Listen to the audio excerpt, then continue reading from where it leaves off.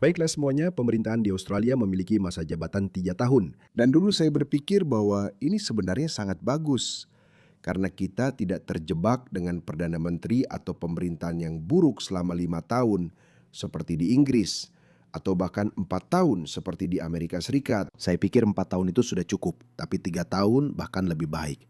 Tapi beberapa orang mungkin berpikir itu tidak cukup waktu bagi pemerintah untuk melakukan sesuatu yang berarti. Tapi Anthony Albanese memenangkan masa jabatan keduanya tahun lalu. Rasanya seperti kita sudah hidup dalam mimpi buruk ini selamanya, hampir sejak COVID berakhir. Dan bagian terburuknya adalah mimpi buruk ini tidak akan berakhir dalam waktu dekat karena kita masih punya 2 tahun lagi bersama Perdana Menteri terburuk Australia. Dan saya sudah menyatakannya, saya tidak menyimpan rahasia bahwa saya benar-benar membenci Perdana Menteri ini. Tapi ada satu orang di pemerintahannya yang sebenarnya saya tidak suka, bahkan lebih saya benci daripada Anthony Albanese, yaitu badut ini. Dengarkan saja dia.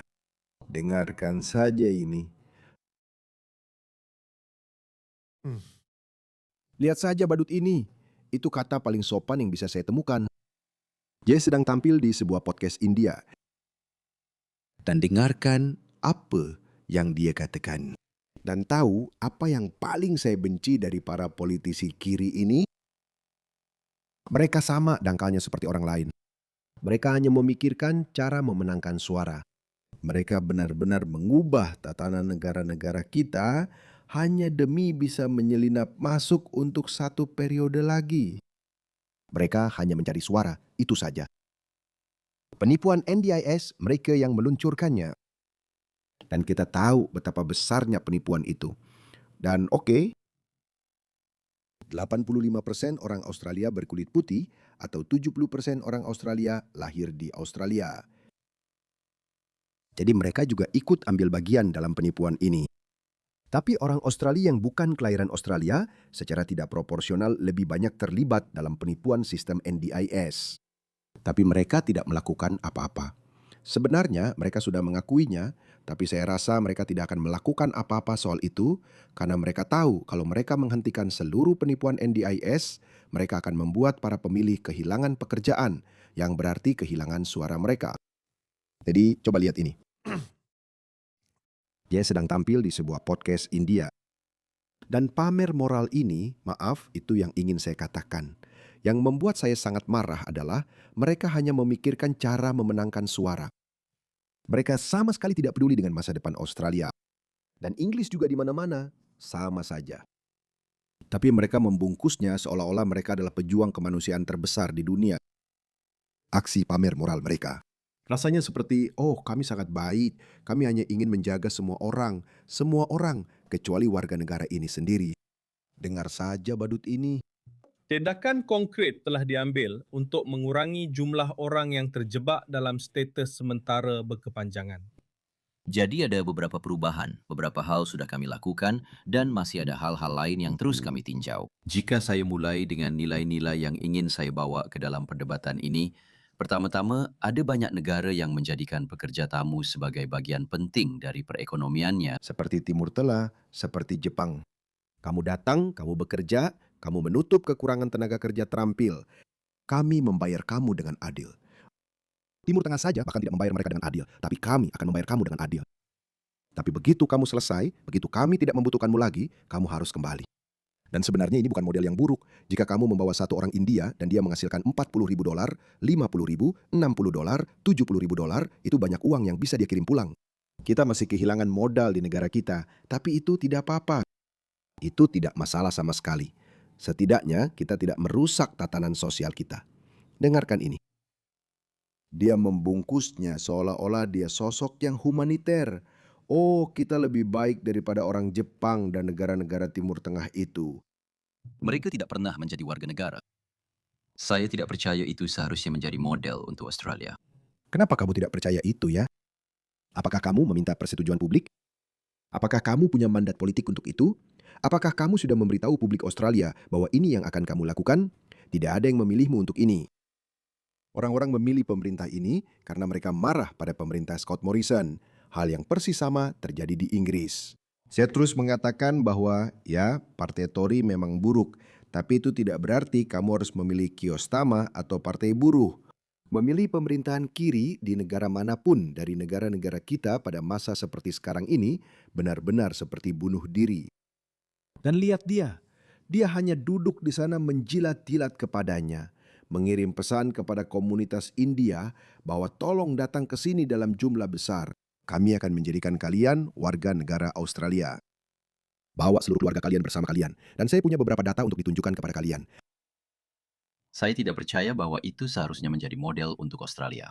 Saya percaya bahwa orang-orang yang masih di sini, orang-orang yang akan terus berada di sini dan bekerja di sini, seharusnya memiliki kesempatan untuk menjadi bagian penuh dari demokrasi Australia. Dan lihatlah angka-angka ini.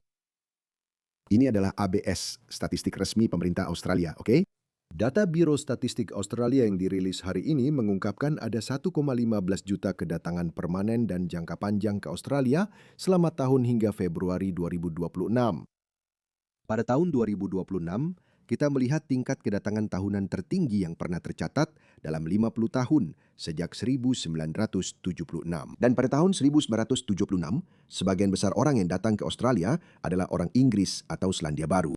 Jadi kamu hampir tidak akan melihat perbedaannya karena kamu tahu mereka secara budaya mirip dengan kita. Dan budaya itu penting. Saya tidak peduli dengan argumen rasis atau anti-rasis kamu. Saya tidak peduli, budaya itu penting. Jika 1,1 juta orang ini datang dari Inggris atau Selandia Baru, kita akan baik-baik saja. Tapi sebenarnya tidak sekarang. Karena saat ini kita memang punya masalah jumlah yang serius, tidak peduli dari mana mereka berasal. Tapi ketika kita bisa menerima mereka, saya lebih memilih orang-orang dari Inggris, Kanada, Amerika, Selandia Baru. Karena ketika orang-orang itu datang, mereka langsung menjadi bagian dari tatanan sosial kita karena nilai-nilai yang sama itu penting. Ketika ditekan tentang di mana semua imigran baru ini akan tinggal, mengingat krisis perumahan saat ini, Tony Burke mengatakan imigrasi adalah solusi untuk krisis perumahan, bukan masalahnya. Itu di podcast yang sama, dia yang mengatakan itu. Jadi siapa orang-orang ini? Tahu nggak? Ini adalah penipuan besar-besaran. Seperti yang saya katakan, mereka suka membungkusnya seolah-olah ini adalah sesuatu yang baik, tindakan kemanusiaan yang mulia. Lihatlah ini. Ini adalah statistik yang luar biasa. Ini dan ini membentuk sekitar 60% dari visa permanen Australia. Oke, dan coba tebak siapa mereka? Orang tua yang tidak akan bekerja di Australia. Mereka akan mendapatkan pensiun Centrelink, pembayaran 2 mingguan atau apapun itu. Dan pasangan tidak peduli apakah kamu terampil, berpendidikan, sepupu, tanpa banyak tanya, kamu bisa masuk. Itu mencakup 60% dari semua visa permanen. Dan kamu tahu, ketika mereka memberitahu kita bahwa kita butuh dokter, kita butuh perawat, kita butuh insinyur, kita butuh orang-orang terampil, seperti Tony Burke yang terus mengatakan kepada kita bahwa imigrasi adalah bagian dari solusi, bukan masalahnya. Garis kecil yang kamu lihat ini, garis biru ini, itu adalah visa yang disponsori oleh pemberi kerja. Jadi ketika seorang pemberi kerja mengatakan, oke, saya sebuah rumah sakit, saya butuh 10 dokter. Saya akan memberikan surat rekomendasi bahwa kami sudah mewawancarai kamu cukup baik, kami ingin kamu datang ke Australia dan melayani masyarakat.